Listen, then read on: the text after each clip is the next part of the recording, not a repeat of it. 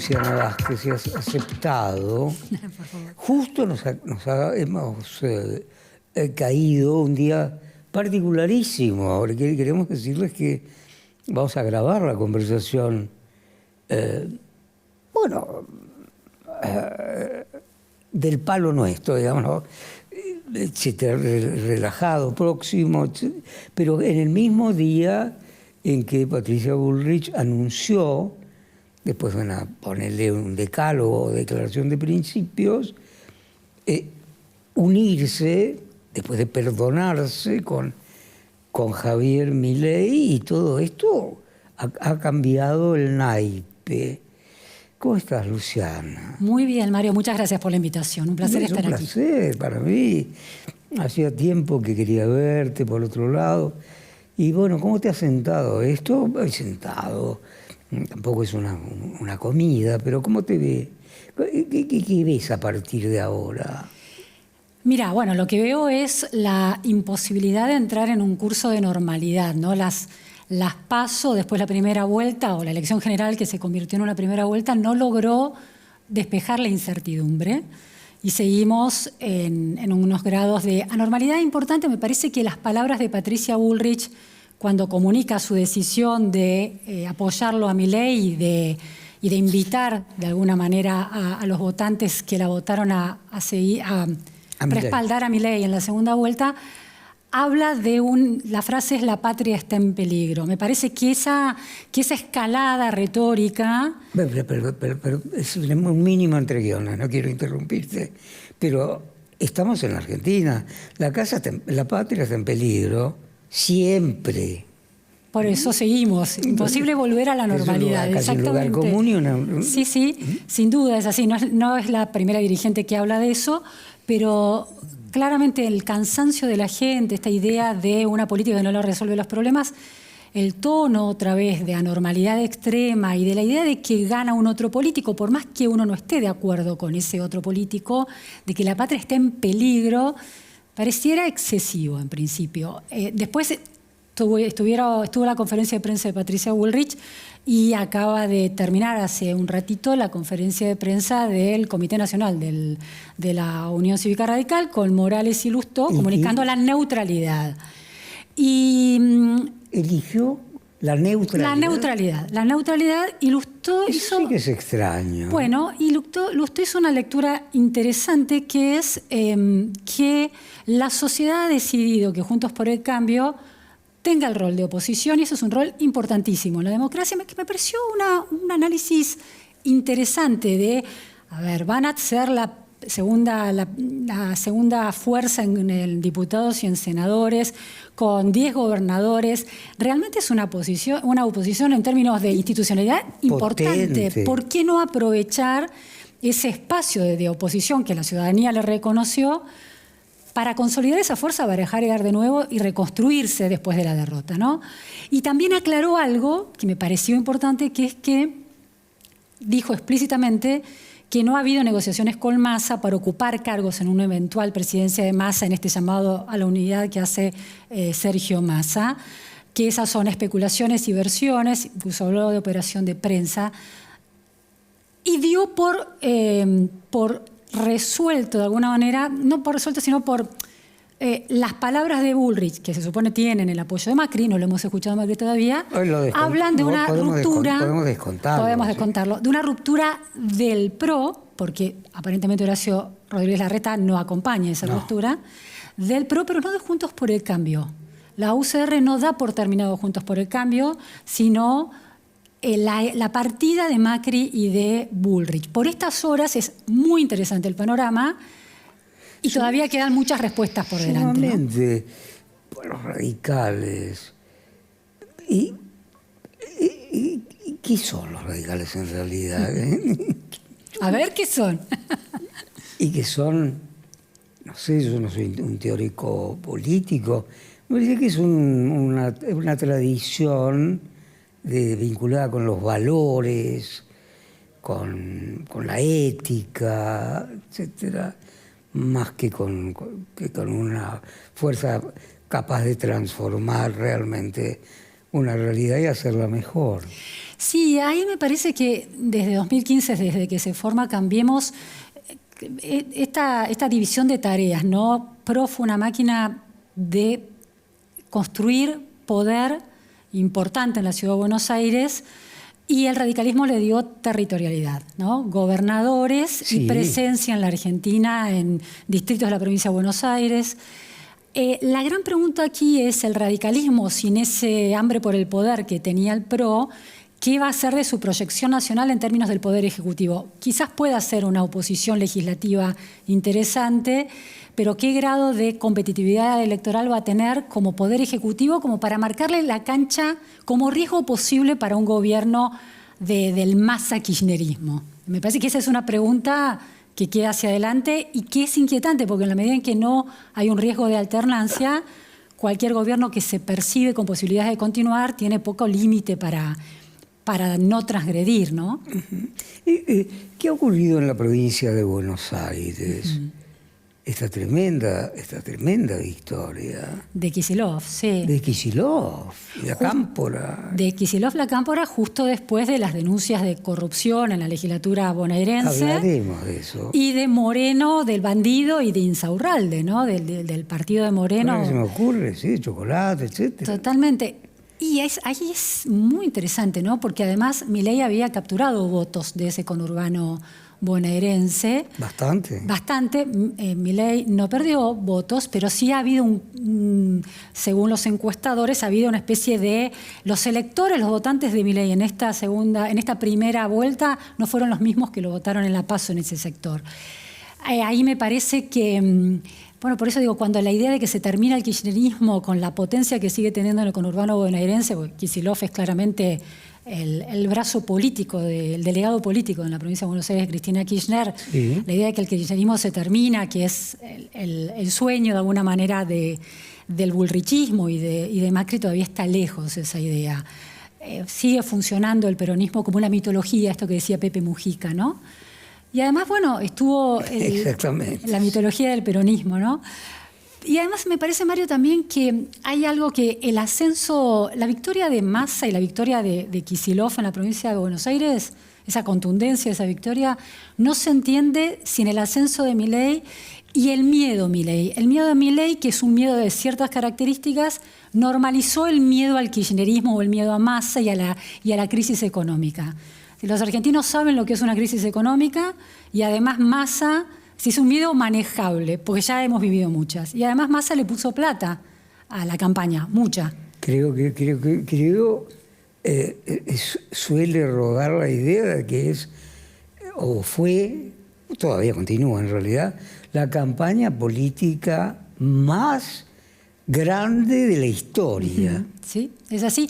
Esa es la comparación que se está haciendo. Hay un dato puntual. En la campaña 2015, Cristina Kirchner, presidenta, apoyó con un punto del PBI la campaña, apuntaló esa campaña con ese porcentaje. En el cálculo que se hace en relación a todos el tipo de decisiones que tomó Massa es de 1.5 del PBI, más que en ese 2015. ¿Cuánto significa? No, la verdad que no tengo el número en términos de constante y sonante. Pero un punto o un punto y medio. Bueno, es enorme. Es enorme, por supuesto. Se supone que 2 puntos del PBI son los subsidios generalizados que hay, así que 1.5 del PBI, hay un déficit fiscal de 3 puntos del PBI, entonces... Bueno, es asombroso. Es asombroso, sí, la dimensión es enorme.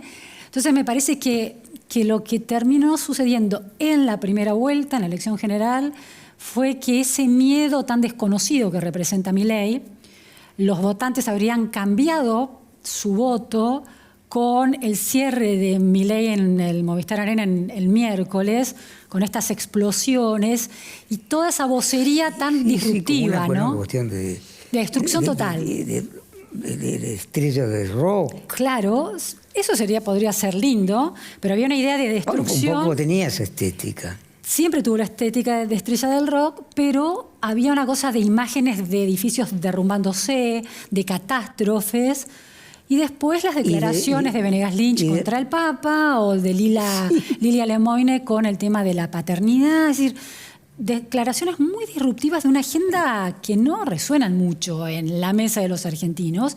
Y ahí, bueno, toda esa combinación, ese miedo tan disparatado, de alguna manera licuó el miedo a una crisis de hiperinflación, por ejemplo. Lo cual es un disparate, pero sucedió. Es un disparate absoluto. Es un disparate al mismo tiempo que haya disparate o algo que habría que ahondar un poco, cómo hizo Massa para separar el ser ministro de Economía y candidato. Sí, sí. Porque cualquier ministro de Economía con las cifras aplastantes en que vive este triste país tendría que haber ido al exilio. Sí, eso es muy llamativo, ¿no? Pensemos que la crisis de Alfonsín arrastró un gobierno... La misma persona. Sí, es la misma persona. A mí lo que me parece muy curioso de Massa y muy interesante en términos de su profesionalismo, de su vocación de poder, ¿no? Sí, sí. Aceptó ser el salvador de la economía el año pasado cuando asumió a mitad de año, con el objetivo de convertir, desde el Ministerio de Economía, de convertirse en un candidato. En diciembre, en un asado en la casa de Ornequian, anunció que no iba a ser candidato, casi para generar un operativo clamor. Tuvo algunos problemas con el impacto de la sequía a principio de año, cuando se dispara nuevamente la inflación, pero me parece que tuvo la astucia de entender que el fenómeno Milei le jugaba muy a favor y de alguna manera lo apuntaló, ¿no? En términos de candidatos en las listas de Milei, financiamiento e inclusive fiscalización en la PASO. Entendió que esa locura, ese miedo a la locura Milei podía serle funcional para licuar, me parece, el peso de su... Yo creo que sí, yo creo que... Pero salió segundo. Pensemos una cosa, ¿te acordás el 1 de octubre, el primer debate? No hubo menciones prácticamente a la crisis económica. Había habido noticias 3 días antes de... Presumiblemente se había pactado no tocar ciertos temas. Bueno, a ver, en el segundo debate se tocaba un poco más esos temas. Se conoció el escándalo Insaurralde unos días antes del primer debate. No se mencionó nada, no lo tomó Bullrich, no lo tomó Milei. De manera que hubo algo de la figura de Milei que produjo un nivel de atracción en la discusión pública que lo dejó a Massa protegido. Y me parece que sobre eso él construyó una estrategia de poder por etapas, la PASO primer paso y la elección general, posicionándose, colocándolo a Milei en la centralidad para que los miedos confluyeran ahí. Me parece que eso, y además teniendo los recursos del Estado a su favor, eso con ese esquema terminó licuando a la oposición de Juntos por el Cambio. Sí. Y esa alianza los lleva a los dos al balotaje, ¿no? Su aliado político tácito o más o menos tácito, que fue Milei, termina enfrentándose con él en el balotaje. Y Juntos por el Cambio en esta crisis. Bueno, sí, es como la historia del doctor Frankenstein, en cierto modo. Se ha dicho 1000 veces esto, pero creció inmensamente Milei, que es extravagante, que es llamativo, que es magnético, bueno, y todo lo que ya sabemos. Y que es real, yo creo que es un fenómeno real. Del arte de criar perros y todo lo demás, ya sabemos, etcétera. Pero ha reunido mucho poder y mucha potencia. Sí, yo creo rápidamente. Yo creo que es una construcción de años. A mí me interesa marcar particularmente... Mira, el otro día un experto en medios de comunicación me contaba este dato, que en 2018 es el año en que Milei registra más menciones en los medios de comunicación. Muy significativo. Muy significativo. Su lectura era que tenía que ver con un clima del gobierno de Cambiemos que beneficiaba, alentaba ese tipo de presencia. Yo tengo otra lectura. A ver. Que Milei da un salto cualitativo en términos de la representación de los intereses y de la agenda de la sociedad cuando deja de hablar solamente como un economista un poco freak y empieza a asumirse como representante de otra causa, que en 2018 fue muy clave, que es la oposición a la legalización del aborto. Milei era una voz que aparecía en los medios hablando está en contra del aborto, lo considera un asesinato, Y él se convierte en una figura del sector de los pañuelos celeste. Sí. Era muy común verlo, si estaba en la calle hablando, verlo con esta muchachada que ahora lo sigue. Ciertamente. De los barrios populares, evangélicos, muchos de ellos. Entonces, me parece que es una construcción que habla de una época y habla de una Argentina, que lo de Milei no es un invento del marketing político, no es un invento de masa, no es un invento de la oposición. No es por generación espontánea. No, está hablando la época. Creo que a través de Milei habla la época, habla el voto rápido de los trabajadores informales, a quienes el Estado presente, el kirchnerismo, no le dio soluciones, a quienes el Estado eficiente que quiso construir la opción de Juntos por el Cambio, de Cambiemos, tampoco le dio soluciones, y que les dio en sus manos, bueno, la bicicleta como un sueño muy al alcance de la mano, ¿no? Un progreso módico, pequeño, pero progreso al fin, para mantenerse con su propia libertad y su autonomía en la vida económica. Me parece que va por ese lado, va por la cuestión de esa representación de una voz muy arrinconada en 2018, que era quienes estaban en contra del aborto, y va por una especie de... es una superioridad moral, porque tiene una pretensión de superioridad moral, sí, que responde a otra superioridad moral, que es la de la cultura woke. Y a una estética. Una estética que es la pretensión moral de la cultura woke asumida por el cristianismo o el kirchnerismo, del feminismo pregnándolo todo, de una cierta corporación de valores súper progres que terminan otra vez generando antipatía en la sociedad. En gran medida es cierto. Hay algo de eso y creo que Milei simplifica todas esas cuestiones. Es como una especie de nudo de todos esos lazos que están en la sociedad que iban quedando en el camino. Me parece que ese es un fenómeno súper vital y real, por eso es el 30%, más allá del empujón que le dio Massa con su apoyo un poco por detrás. Claro, moviendo ciertas fichas. Sí, con cierta astucia. Sí. No sé si como un buen resultado finalmente. Bueno, como decís, era un ministro de Economía de la crisis, dueño de esta crisis, porque desde que llegó aumentó la crisis, no mejoró. Sí, por supuesto. Sí, que logra ser... Funcionó. Llegó al balotaje, digo, no sé si va a ganarlo, pero llegó al balotaje. Y desarticuló Juntos por el Cambio. Es impresionante, ¿eh? Es impresionante. Muy impresionante, de una efectividad política Massa increíble. Bueno, ¿y Milei es parecido a Bolsonaro, por ejemplo?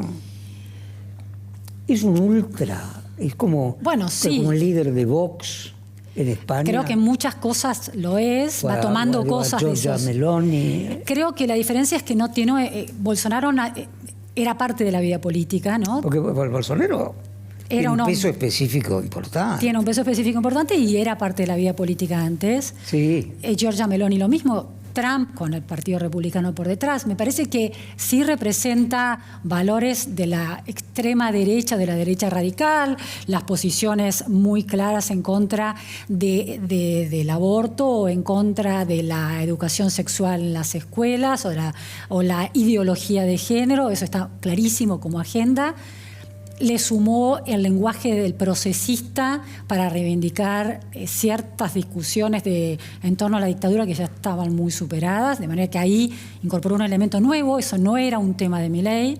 Milei hablaba en contra del aborto como parte de este ideario de Venegas Lynch, de respetar el proyecto de vida de todos, y el niño por nacer es una vida, entonces hay que respetarlo, pero no estaba la reivindicación de la dictadura. Eso es un fenómeno nuevo que estuvo en el primer debate de Milei. Bueno, lo aportó Villarruel. Pero Villarruel nunca usó el lenguaje de Macera en el juicio a las juntas. Ese fue el discurso de Milei del primer debate. Muy llamativo eso, cómo asume eso. Me parece que sí, que está muy ubicado. Su idea de la libertad es una libertad muy restrictiva, ¿no? Porque el proyecto de vida de las mujeres que consideran que necesitan abortar no está contemplado por Milei como un derecho, ¿no? No. Crucemos el río unos breves momentos porque vale la pena con Buquebú. Sé que es lindo.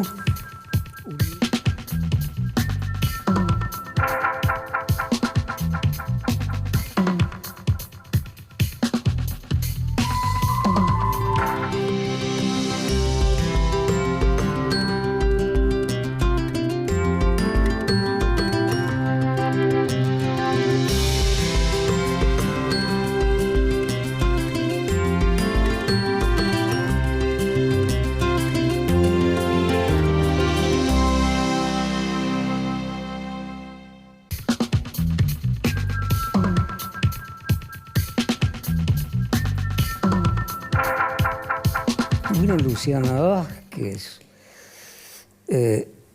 lo que has analizado es impecable, a galope tendido, has anudado una idea con otra. Me parece que sos la mejor en este asunto. Yo Qué lindo, te vengo observando desde hace muchos años. No soy un juez, pero me parece que esto vas un pasito más allá de la noticia pelada. Y la noticia pelada, en adelante, va a ser difícil de atisbar, ¿no? Sí, me parece que es día por día, ¿no? Me parece que está la gran pregunta, ¿quién va a ser presidente de la Argentina, no? Claro. ¿Qué rol va a tener Mauricio Macri? Mauricio Macri, si efectivamente, y todo parece indicar, está detrás de la decisión que comunicó Patricia Bullrich, Sí, claro. juega una carta muy arriesgada, porque si efectivamente gana Sergio Massa y Milei pierde, va a haber quedado del lado del perdedor. Y si Milei gana, va a ser parte de un gobierno eventualmente que no sabemos cuánto se va a poder consolidar. Le costó a Cambiemos sostener ese... No hubo cogobierno, es decir, gobernó PRO y los radicales estuvieron en el Congreso. Si en esa fuerza política, que parecía mucho más madurada y decidida, no pudieron convivir de manera interesante, es difícil imaginarse cómo van a poder convivir Macri y Milei en un eventual futuro gobierno. Entonces me parece que hay muchísimos riesgos, y después, en el caso de si efectivamente Sergio Massa es el presidente, la gran pregunta es ¿qué es el massa-kirchnerismo comparado con el kirchnerismo cristinista en una Argentina que hizo dos cosas? Por un lado, legitimó que un ministro de Economía de la crisis pueda convertirse eventualmente en presidente, y legitimó que aún en una crisis como esa se convierta en presidente y tampoco importa la corrupción, ¿sí? Entonces, y eso sucede con una oposición completamente debilitada. Entonces es una combinación realmente muy inquietante en el futuro. Porque la corrupción puesta a la carrera por vos ha sido aceptada. Desde el menemismo, ¿no? Y más allá, sí, aún. Sí. A ver, es decir, no a muchos les parece reprobable, insaurralde. Diría que a muchos les parece un fenómeno, un tipo vivísimo. Fíjate cómo lo hizo, se llevó con esta mina y tal, y lo pasó brutal. Pasó bomba. Sí, como digamos, ahí diría una cierta reverencia por la riqueza mala vida. Sí. Sí, era muy llamativo cuando recién se conoció todo ese escándalo. La lectura era, pero no era tanto un escándalo ante lo sucedido, sino ante el hecho de que lo haya mostrado. Sí, de que no haya tenido la viveza de no sacarse las fotos o no filmarse y después subir los videitos, ¿no? Como que cayó en la trampa de las redes sociales. No era el problema tanto que hubiera robado o que eventualmente se demuestre que todo eso es plata de la corrupción. Qué tonto que no. Qué tanto que no lo ocultó. Que no lo ocultó. Sí. Esto es terrible. Mira, yo me acuerdo cuando Menem... Un sentimiento colectivo. Sí, está... A ver, aparte de la escala de la corrupción argentina... Ganó en Lomas de Zamora ampliamente. Ganó ampliamente en Lomas de Zamora, sí. Cuando ganó Menem en el 95, en la primera gestión de Menem, ya se habían denunciado todos los hechos de corrupción. Ya toda la corrupción menemista seria pasa en el primer gobierno de Menem. Todos los libros sobre la corrupción, desde Robo por a la Corona en adelante, también fueron publicados en el primer gobierno de Menem. Y la gente lo votó por el 54% para el segundo término, para el segundo gobierno. Es decir, conociendo ese dato... Había una gran felicidad. Había una gran felicidad, la del control de la inflación, la de la convertibilidad. Ahora no está esa felicidad. Y el personaje. Y el personaje, bien. Ahora no está eso. Y sin embargo, tampoco importa, ¿no? La corrupción. Aún con una crisis y con un personaje que tiene una imagen negativa altísima, porque Massa es uno de los políticos con imagen negativa más consistente entre la dirigencia política a través de los años, alta y consistentemente alta, y sin embargo no le hacen mella tampoco. No, de vista, no lo conozco, no lo he entrevistado nunca, Massa, no. ¿Y a Milei? A Milei lo he entrevistado, sí. ¿Cómo es Milei? A esta distancia. Cree tener las respuestas antes de que termines de formular la pregunta muy claramente. Bueno, tiene esa intensidad que vemos, no es más mi experiencia es la que todo el mundo ve. Y hay que tener como periodista mucha autorregulación para manejar esos momentos, no caer en la trampa de la irritación por la imposibilidad de preguntar y seguir encontrando los caminos, que es la obligación, ¿no?, de un periodista cuando pregunta. Bueno, es que me parece que no se puede controlar, porque él considera a determinado interlocutor un estúpido. Sí, y la estupidez irrita. Claro. A él lo irrita ese estúpido que está enfrente a él, sí. Claro, si él se juzga un erudito, claro, un peso pesado de la economía, y le preguntan una tontería, claro, y pues se pone furioso. Sí, igual yo creo que cuando él se quiere autorregular, se autorregula, y lo demostró en el discurso del búnker el día de la primera vuelta, y en toda esta semana en la que ha tenido que cambiar de piel para depilarse los pelos del león para convertirse como una especie de gatito mimoso, como bien le dijo Bregman, e intentar tocar la música del votante de Patricia Bullrich que él quiere atraer para el balotaje. Bajo el tono, se muestra componedor, dulce en algunos momentos, comprensivo, y escucha al entrevistador, al periodista, con una enorme bonomía. A mí me llama mucho la atención. De manera que no es un loco destemplado que no pueda, decide sobregirar su locura o decide frenarla. Esta semana la frenó. Eso también es interesante.